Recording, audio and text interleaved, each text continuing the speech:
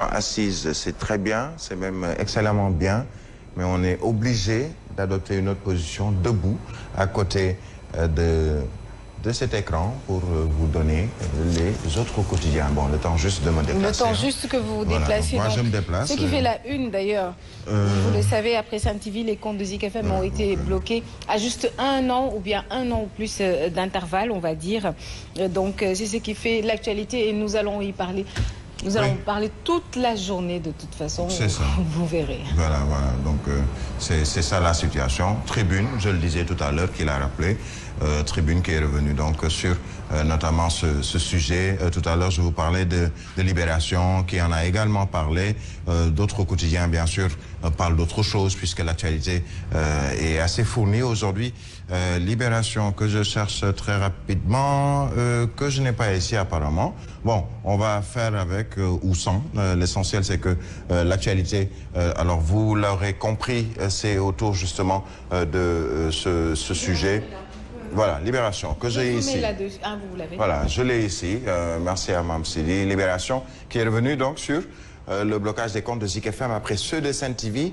Le fisc, c'est l'administration fiscale, hein, voilà, donc qui réclame 3,6 milliards de francs CFA à Bougane, le patron de D-Média, de dire, on ouvre les guillemets, je ne leur dois rien, 3 points de suspension, et on referme les guillemets. Alors, autre actualité, peut-être on peut revenir sur Amadou Ba, puisque le Premier ministre et également sa photo est à la une de plusieurs quotidiens de ce jour.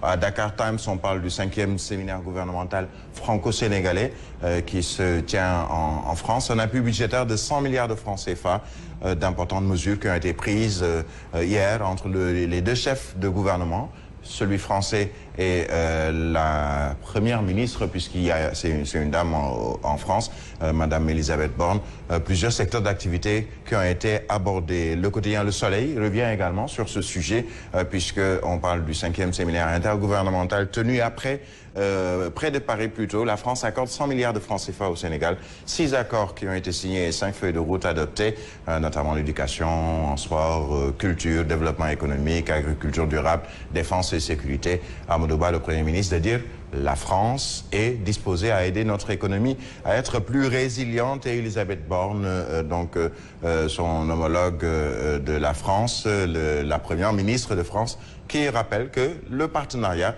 entre la France et le Sénégal est assez historique, multidimensionnel. Ce sont là, entre autres titres, sur justement ce sujet. Alors, Direct News, qui parle du séminaire intergouvernemental toujours, avec ses chantiers majeurs de Amadou Ba, à lire également dans le quotidien Direct News. Je disais tout à l'heure qu'Amadou Ba est à la une de plusieurs quotidiens, puisque certains quotidiens rappellent que Amadou Ba doit justement faire sa déclaration de politique générale.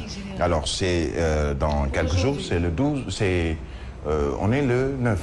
Alors ce sera normalement le 12. Alors l'Observateur, par exemple, qui revient sur cette déclaration de politique générale, Amadou Ba, des attentes balèzes. Donc Amadou, des attentes balèzes, on a un peu saucissonné le nom et le prénom pour justement avoir ce titre de l'Observateur. Économie, santé, emploi, éducation, culture, sport, la longue liste de doléances. Et comment Idi, Boun Abdallah et Abdoul Mbaye ont préparé leur déclaration de politique générale. Je rappelle qu'ils étaient tous Premier ministre et chacun s'est exercé justement à ce rendez-vous, à savoir la déclaration de politique générale.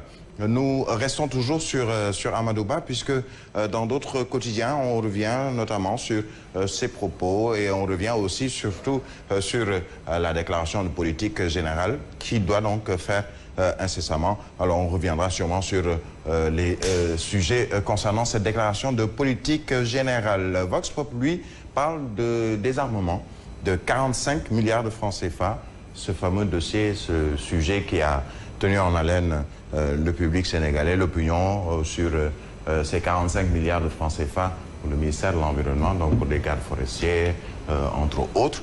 Vox Pop qui revient sur ces propos de Alioune Ndoye, qui ne voit pas de scandale. Hein. Donc c'est l'actuel ministre, il ne voit pas de scandale. On n'accepte pas qu'on parle de scandale de 45 milliards, alors que mon budget ne fait même pas 45 milliards. C'est ce qu'il dit. C'est l'actuel ministre de l'environnement. Quand on parle d'armée, entre autres, ou d'armement, Vox Pop revient sur les propos de Maître Sidiki Kaba, qui est le ministre des Forces armées. Notre armée n'est ni ethnique, ni régionaliste, ni tribale, dira-t-il à la une du journal. Alors, un autre fait qui est également souligné par plusieurs quotidiens ce jour, dont le quotidien Tribune, c'est cette décision de la Cour suprême. Alors, laquelle décision? C'est concernant le changement des noms de rue de Ziguinchor. Ziguinchor, je le rappelle, dirigé par le Premier ministre, ou plutôt le maire de Ziguinchor, autant pour moi, Ousmane Sonko, qui avait, une fois élu maire, installé, pris quelques décisions en changeant les noms de certaines rues à Ziguinchor. Eh bien, ces changements sont tout simplement annulés, comme nous le rappelle le journal Tribune, par la Cour suprême. Donc, un sujet qui est revenu, par exemple, à la une du journal Les Échos, avec le changement de l'organigramme de la mairie de Ziguinchor et les dénominations des rues. On voit, par exemple, le rue de la Paix, entre autres. La Cour suprême a freiné Sonko, selon Les Échos, puisque toutes les délibérations du conseil municipal ont été annulées. Et la haute juridiction n'est même pas allée dans le fond du dossier. C'est-à-dire, j'annule. Pourquoi? Je ne donne pas de raison.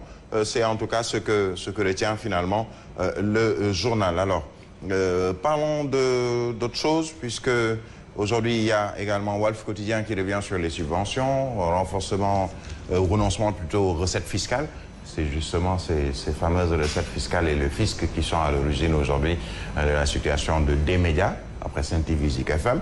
Walf Quotidien qui parle des racines. Nous ne sommes pas donc les seuls à recevoir un redressement fiscal. Bon, la situation, elle est là. On verra un peu les différentes explications. On attend d'avoir aussi celle de l'administration fiscale. Mais en tout cas, ce qui est sûr, c'est que Yacine, tu n'as pas encore ton salaire. Birahim, tu n'as pas encore ton salaire. Les bailleurs... Aucun d'entre nous. Calm down. Calmez-vous, hein, vraiment. Oui, les bailleurs, calm down. Permettez-nous de souffler un peu, de régler cette situation et ensuite on verra. Alors, Walf Quotidien, justement, sur ces subventions, renoncement aux recettes fiscales, les racines du surendettement. Alors, c'est avec la photo de Mamadou Moustapha Abba, je le rappelle, qui est ministre des Finances et du Budget. Alors, achat de voitures d'occasion, quand le rêve tourne au cauchemar, le net fait des ravages. Pour ceux qui n'ont pas encore de véhicule et qui voudraient justement passer par le net pour avoir avoir un véhicule comme par exemple celui que vous avez acheté très récemment et que vous ne voulez pas montrer, voilà Yacine. Alors Walf Quotidien qui revient sur ces voitures d'occasion. Souvent, c'est assez difficile pour certains. Sonko et l'affaire Sweet Beauté, avantages et inconvénients d'une surmédiatisation. On ne dira jamais que ce n'est pas un sujet hyper médiatisé, puisque Walf Quotidien également revient sur ça. On parlait du net tout à l'heure, puisque Réumi parle de business avec le e-commerce, ce qui est l'avenir finalement. Ce sont les dessous d'un commerce en plein envol. Témoignages de victimes arnaquées par les sites de vente en ligne. Combien de Sénégalais sont arnaqués justement par ces sites de vente en ligne? Réumi Quotidien revient sur le sujet avec les explications détaillées d'un vendeur. Plainte du préfet devant la Cour suprême. Sonko perd, entre guillemets, pour l'instant en tout cas, ces rues, puisque on sait ce qu'il en est, excusez, de la décision qui a été rendue publique. Le journal Le Quotidien, lui, revient sur CNSA, malnutrition au Sénégal. Enfants sans souffrance, les enfants de 0 à 5 ans sont les plus affectés par la malnutrition. Une situation alarmante entre Louga et Matam. Ces deux régions ont vraiment besoin de l'aide du gouvernement, de l'aide de tout le monde finalement, puisque c'est une situation assez compliquée. Sur le Quotidien, qui est revenu sur le FNAC. Alors aujourd'hui, je pense que vous l'avez dit dans vos titres, et la journée mondiale ou internationale de lutte contre la corruption. Quand on parle de corruption, au Sénégal, on a des organes justement qui sont dédiés. C'est le cas par exemple pour l'OFNAC. Sur le Quotidien qui revient sur le défi de la bonne gouvernance et la lutte contre la corruption. Le défi de la bonne gouvernance. C'est un défi. C'est un défi. La lutte contre la corruption également. Et ce, à 14 mois de la présidentielle. Bon, apparemment, sur le Quotidien se projette déjà sur 2024. et l'OFNAC au testeur de Serigne Bass. Serigne Bass, c'est le nouveau patron de l'OFNAC qui a été nommé en Conseil des ministres ou plutôt très récemment avec le président de la République qui a sorti un décret pour le nommer, Serigne Bass, qui est donc à la une de ce journal, le Sud Quotidien. Nous parlons d'autre chose. Un autre journal peut-être, voilà l'avocat Tony Truant, très proche et premier défendeur de Adji Raby Sarr. Il s'agit de Maître El Hadji Diouf. Et 24 heures a une question. Qui pour sauver Maître El Hadji Diouf? Extrait sonore coupé de Sonko diffusé dans l'émission Faram Facce de ce mercredi sur la TFM. Qu'il a sorti, lui, Maître El Hadji Diouf, qui était l'invité de l'émission. 24 heures de se poser des questions. D'abord, il y a l'avocat qui a coupé des propos de l'opposant pour faire écouter une partie qui laisserait croire que la boîte d'allumettes était pour Sonko une aubaine pour incendier le pays que ne nie. C'est à croire qu'il est arrivé à un point de non-retour dans son aversion contre le maire de Ziguinchor. 24 heures qui parle toujours d'urgence de faire revenir dans la réflexion politique actuelle du Sénégal deux questions: sous quelles conditions et quelle fin un homme politique doit parler avec son adversaire et non ennemi, sur quel sujet, quelle forme l'homme politique doit-il s'abstenir de le faire? Autant de questions, peut-être qu'il aura des réponses. Mais alors l'arrestation de sauver Maître El Hadji Diouf? Parce que Maître El Hadji Diouf est... Qui pour sauver, mais pourquoi? Qui pour sauver Maître El Hadji Diouf? Allez savoir ce que veut dire le journal sur le sujet. Bon, alors, parlons de ces députés agresseurs, avec la cavale qui n'a que trop duré, selon le quotidien Critique. Une bêtise, une honte, puisque le procureur a lancé la traque des fugitifs après les faits contestés pour lesquels ils ont jugé utile d'ester en justice. Les députés du PUR, Samb et Niang, se sont évaporés dans la nature. Seulement, un autre quotidien nous annonce autre chose concernant ces députés, puisque on nous dit qu'ils seraient pas trop loin de leur guide, à savoir le guide des Moustarchidines. On reviendra justement sur ce sujet. Ce sera avant de boucler cette revue des Unes. L'exclusif qui parle de l'affaire Sweet Beauty. Adji Sarr gouverne la parole, Sonko administre les faits. C'est le titre assez joli du quotidien L'Exclusif qui joue un peu sur les mots. Un dossier truffé de mensonges avec 2 pistolets, une grossesse jamais à terme, des vidéos virtuelles, des contradictions flagrantes et des témoignages compromettants qui confondent entre guillemets davantage la masseuse. C'est en tout cas l'opinion du quotidien L'Exclusif qui revient sur le sujet. Il me reste quoi, 2 minutes, Yacine? Il me reste 3 minutes. 3 minutes quand même, c'est assez fastidieux, mais on va poursuivre. Hein. On va poursuivre. Je parlais tout à l'heure de l'Assemblée nationale. Revenons sur cette Assemblée avec le vote du budget du ministère des Forces armées.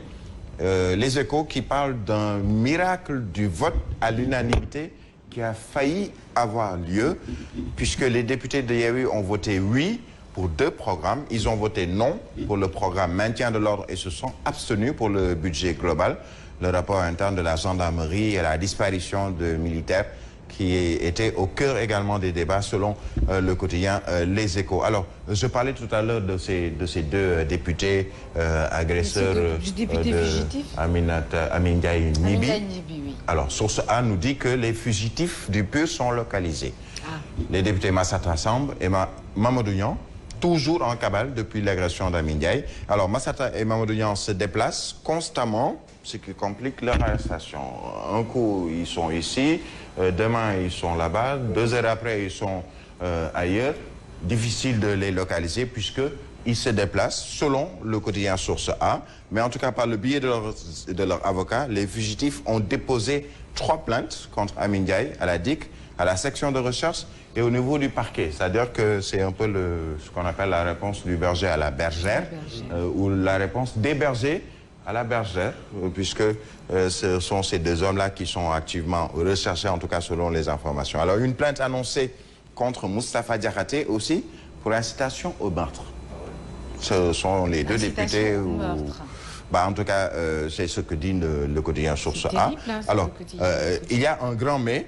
Les enquêteurs demandent que les parlementaires portés disparus aillent confirmer leur plainte. C'est une façon de les piéger peut-être, de leur dire, bah, écoutez, vous avez déposé plainte, mais venez confirmer vos plaintes, et ça nous permettra à nous autres tout simplement de vous arrêter, puisque vous êtes recherchés. Alors, je vais terminer par Odia et vous laisser dérouler seul aujourd'hui, Yacine Seck, comme ce qui est convenu, off the record, n'en déplaise à quelqu'un.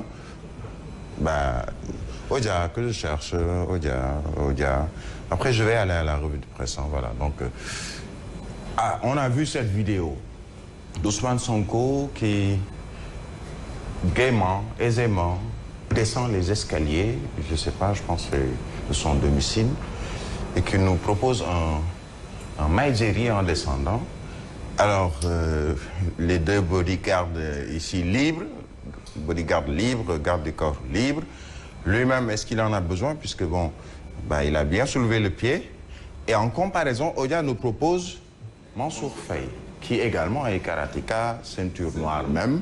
Et je pense qu'il est deuxième ou quatrième dan. Et Macky qui pointe du doigt. Le Kiaï et le Woyaï. Voilà, donc il y a du Kiaï et il y a du Woyaï. Macky qui a son poulain, donc qui a son karatéka.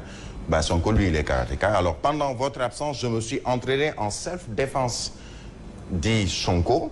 Pour ça aussi, j'ai la réponse automatique avec Mansour, notre ceinture noire, quatrième dan de karaté. Une vidéo que vous verrez sûrement, puisque largement partagée. Bah, finalement, apparemment, le mal de dos, ça va très bien. À tout à l'heure pour la revue de presse complète. Merci beaucoup, Birahim Djadji Touré. La revue des Unes qui a été très très bien faite par vous, bien sûr. Vous assurez l'intérim. Allez, tout de suite, nous passons au développement du journal.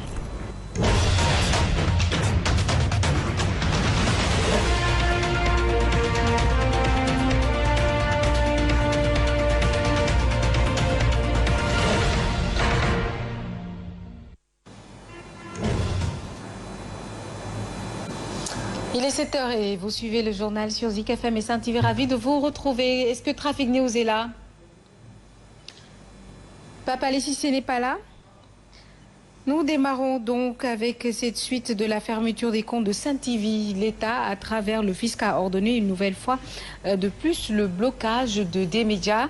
Cette fois-ci, la radio de Zik FM qui est visée. Et le fisc, à titre de taxation volontaire, réclame à la radio le paiement de 700 millions de non-francs.